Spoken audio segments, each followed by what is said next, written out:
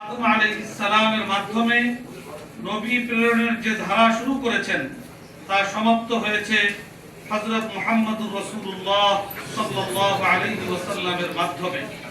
তারপর আর কোনো নবী আসবেন না।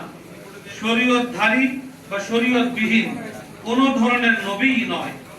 এই আকীদা পবিত্র কোরআনের শতাধিক আয়াত, শতাধিক সহিহ হাদিস, সকল সাহাবায়ে কেরাম ও উম্মার সর্বস্তরের ইমামগণের সর্বসম্মত ঐক্যমতের ভিত্তিতে প্রতিষ্ঠিত।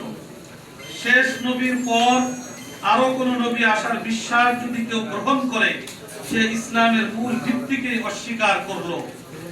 আল্লাহ তাআলা বলেন, মুহাম্মদ তোমাদের কোন পুরুষের পিতা নন, বরং তিনি আল্লাহর রাসূল ও সর্বশেষ নবী। সূরা আহজাব 40 নং আয়াত। রাসূল সাল্লাল্লাহু আলাইহি ওয়াসাল্লাম বলেন, আমার পরে আর কোন নবী নেই। সহিহ বুখারী, মুসলিম। অন্য হাদিসে তিনি বলেন, আমি সর্বশেষ নবী। সহিহ বুখারী, মুসলিম।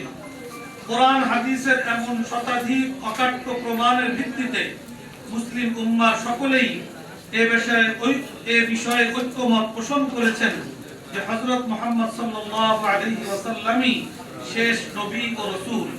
তারপর যে কেউ নবুয়তের দাবি করবে, সে মিথ্যুক ও প্রতারক।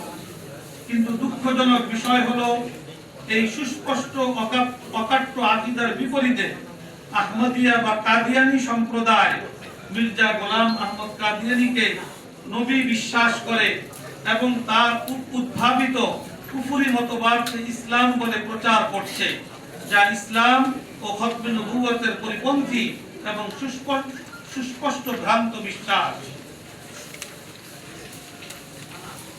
প্রিয় সাংবাদিক বন্ধুগণ, কাদিয়ানী মতবাদ কি?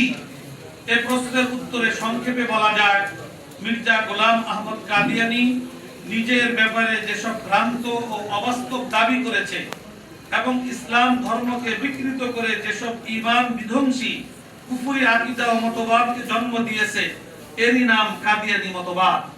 যেমন কোরআন মাজিদের প্রায় 100 আয়াত ও শতাধিক হাদিস থেকে প্রমাণিত অকাট্য সর্বসম্মত ইসলামী আকীদা খতমে নবুয়তকে অস্বীকার করা, এর অপব্যাখ্যা দেওয়া, নবুয়ত ও ওহী প্রাপ্তির দাবির মাধ্যমে আল্লাহ তাআলার উপরে সরাসরি মিথ্যা আরোপ করা, নবীজি সাল্লাল্লাহু আলাইহি ওয়াসাল্লামের পুনর্জন্ম আবিষ্কার করে মির্জা গোলাম আহমদ কাদিয়ানী নিজেকে ছায়া মুহাম্মদ ও স্বয়ং মুহাম্মদ রাসূলুল্লাহ দাবি করার ধৃষ্টতা প্রদর্শন, হযরত ঈসা আলাইহিস সালামকে মৃত দাবি করে কোরআন শরীফের 30টি আয়াতের অপব্যাখ্যা করা, হযরত ঈসা আলাইহিস সালামের চরিত্রে কালিমা লেপনের ধৃষ্টতা দেখানো, নবী রাসূল ও ইসলামের সম্মানিত নিদর্শনাবলীর প্রতি অসম্মান ও গোস্তাখি করা সহ অসংখ্য কুফরি আকীদা ও মন গড়া মতবাদ দাঁড় করিয়েছে কাদিয়ানী সম্প্রদায়।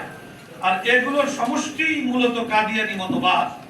এই সুস্পষ্ট ভ্রান্ত মতবাদকে তারা সম্পূর্ণরূপে প্রতারণামূলকভাবে প্রকৃত ইসলাম বলে দাবি করে।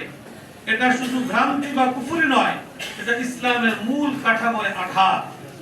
প্রিয় সাংবাদিক বন্ধুগণ, কাদিয়ানী মতবাদের সূচনা লগ্ন থেকেই উলামায়ে কেরাম ও মুসলিম উম্মাহ একে ইসলামের মৌলিক আকীদার পরিপন্থী ঘোষণা করেছেন।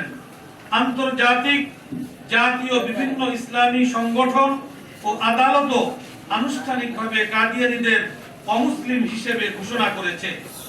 যেমন রাবেতা আলমে ইসলামী মুসলিম ওয়ার্ল্ড লীগ 1974 সালে মক্কায় অনুষ্ঠিত আন্তর্জাতিক সম্মেলনে 144টি ইসলামী সংগঠনের প্রতিনিধিরা সর্বসম্মতভাবে ঘোষণা করেন, কাদিয়ানী বা আহমদিয়া মতবাদ ইসলামের গণ্ডির বাইরে। তাদের অনুসারীরা ধর্মত্যাগী। এই ভ্রান্ত মতবাদের প্রতিরোধ করা বিশ্ব মুসলিম সমাজের দায়িত্ব।